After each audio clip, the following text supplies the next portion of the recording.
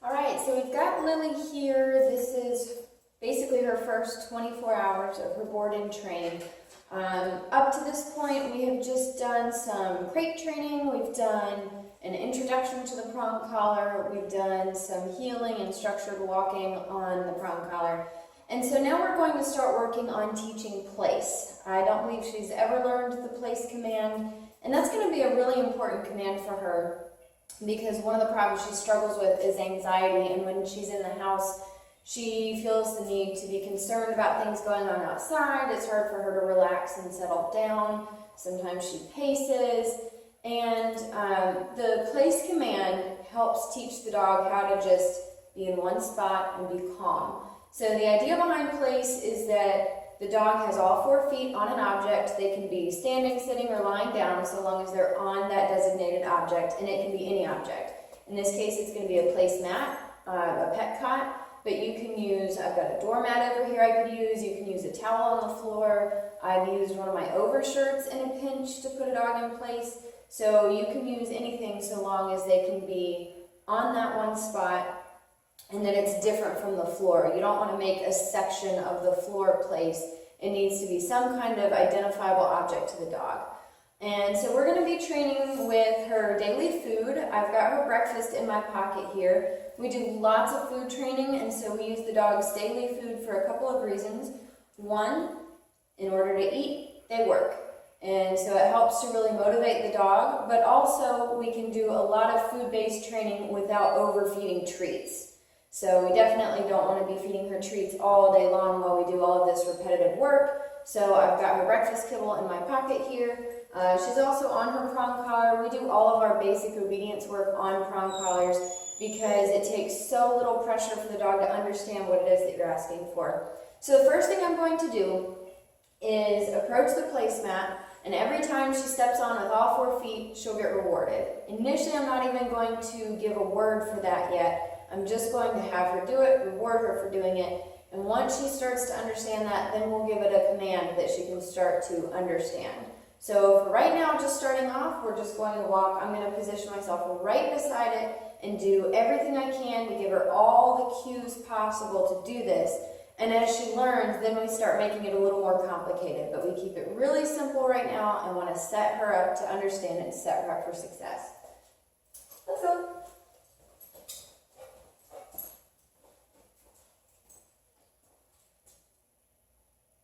Little leash guidance. Good. Yes. You'll notice too that I'm marking the correct behavior with the word yes. Yes is a marker word. It works kind of like clicker training. The second she does the correct thing, I say the word yes, and then the food's given to her.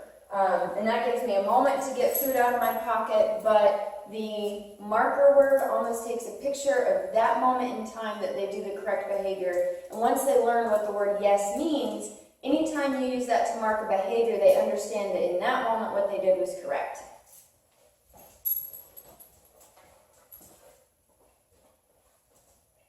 Little leash guidance. Yes. Let's go. And we just do this over and over. Tons of repetition.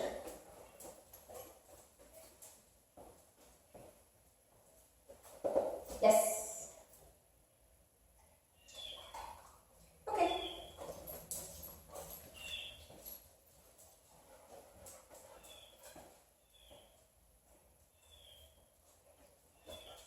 Yes. So we're going to do this a whole lot. I'm not going to have a 15-minute video of this, but we'll check back in and show you the next steps when we get there. So I've done lots of repetition with that, and now what I'm doing is I'm saying the word place just before she gets on the pet cot, and then marking it with yes when she's on it so that she starts to learn a command with that. The other thing that I'm starting to do now is moving away from the pet cot when she's on it, and if she steps off, she'll be corrected and put back on the cot. Now at this point, a correction is going to be just guidance back to the pet cot. She's not going to be punished at all for coming off the place because she hasn't learned it yet. So this is the learning process. If she breaks place, She's going to be guided back to it and then told yes, and that way she understands that place means you stay in this area until I've told you to get off. Okay? Let's go. Place. Yes. No. Place. Yes.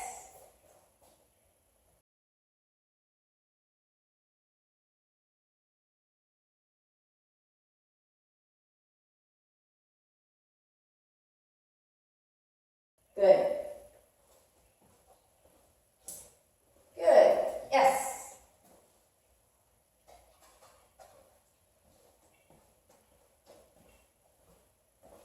Good. And if she comes out of place ahead of time, there's a few ways that I can give her information. I can use leash pressure and guidance, and I can also use my body to either push her back towards place, or I can get on the other side of the mat and guide her towards me. But basically, I want her to understand, very good, that this is what we want. Even if I step away, because eventually the goal is that I can put her in place and I can go across the room and do something. I can open up this garage door and go outside and do something. I can leave the room for a moment and do something, and she should stay in place. That is the goal. Okay. Okay. Yes. Good girl. Let's go.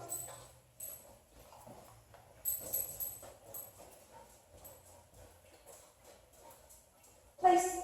Yes.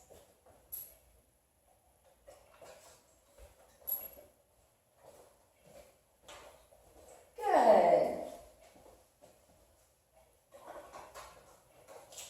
Okay. So now what I can start doing is I'm going to walk and put her in place, and I'm just going to continue walking without stopping and see if she stays, and if not, we'll just put her back. Okay.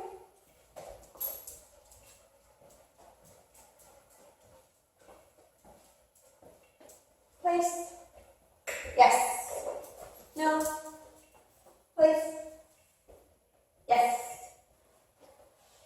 Good. Being very careful not to put actual pressure on my leash.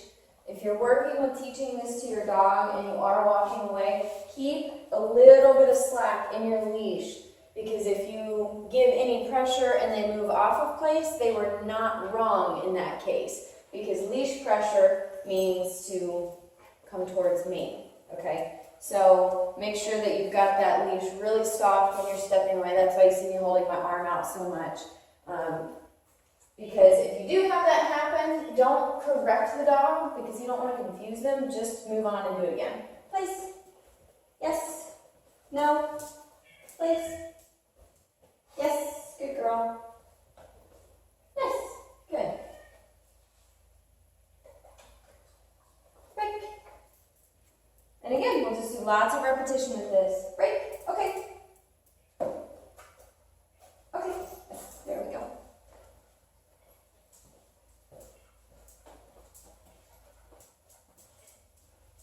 Place. Good, yes. We're going to immediately reward that, because that was a big difference from the 2 times before. Good. Figuring it out. Okay. Good girl.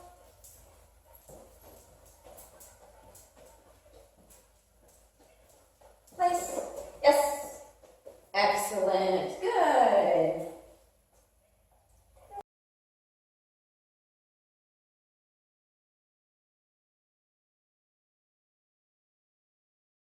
So this is just starting foundation work for place. Eventually we'll get to where I can sit across the room and tell her to go to place, and she'll come to this spot or whatever place is and stay there. So again, this is a really, really important command for a dog to know. This helps with, in her case, it's going to help significantly with anxiety, because she has a place that will be designated to lie down and be calm. Eventually, I do want the default for them to be in place to lie down. But for now, as long as she's standing, sitting, lying down, it doesn't matter, so long as she's on the designated spot. But place helps with when you have visitors come over to the house and they ring the doorbell and they come through the door. If you've got a dog who runs over and greets them and gets underfoot, teach them place, and eventually we'll work on this with her with distractions, knocking on doors, opening garage doors, lots of things going on, people coming in and out, and she should stay on that spot no matter what's going on around her. So really, really important command, one of the most important commands, which is why we're starting with this so early in her board and train.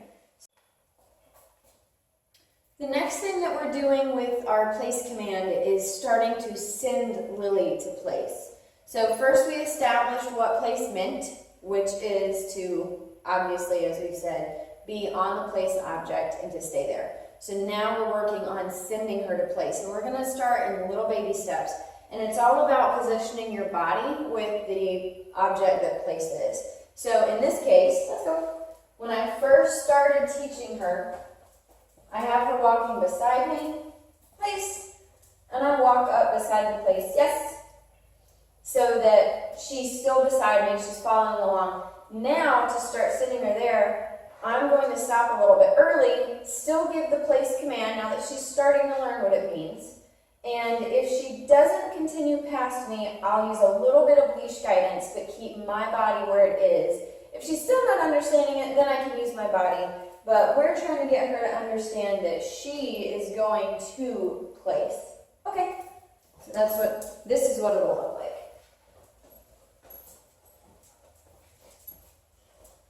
Lily, place. Yes. Lily, place. Yes, good.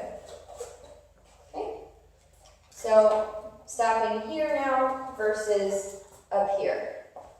Allowing her to walk forward, and as she gets more familiar with it and understands, I'll take steps further and further back. Eventually I'll drop the leash and let her drag it. The important thing is not to rush this part, and if the dog seems like they're getting confused, then move back a little bit closer to place until they're understanding it better. Let's go. Lily, place. No. Yes, there. I wanted to give an example of how you can use your body to guide them. I just took a step forward when she didn't understand it. Again, at this point, when I say no, I'm just giving her information. I'm not correcting at all, besides just guiding her to where she needs to be. Let's go. Place. Yes, good. Good. No. Place. No. You're hearing funky sounds in the background. That's my baby monitor, but it's not my baby. It's a cat meowing. Sometimes it makes me think it's the baby, but no. That's Nikki. Good. Okay. Actually, that might be Yzma. Place. She's hearing meowing now too. Place. Yes. Good. So that's what that looks like. And again, we'll just move further and further back as we work on this. Oh, my head's not in the video there. And then eventually when we're making our distance even farther, you can use either a long line or a longer leash, or just drop the leash. Let them drag it at first so that if you do need some guidance, you can go pick it up easily and guide them back over.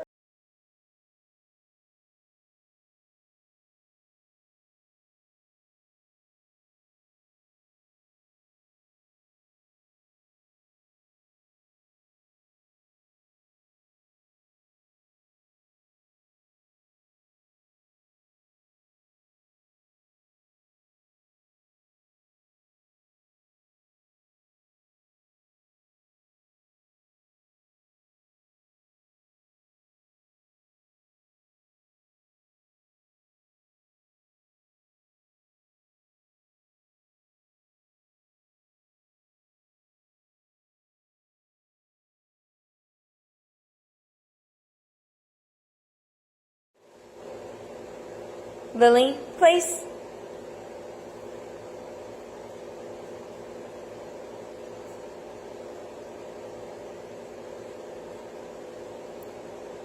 Place.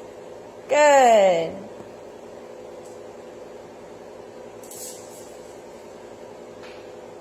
Break. Good girl.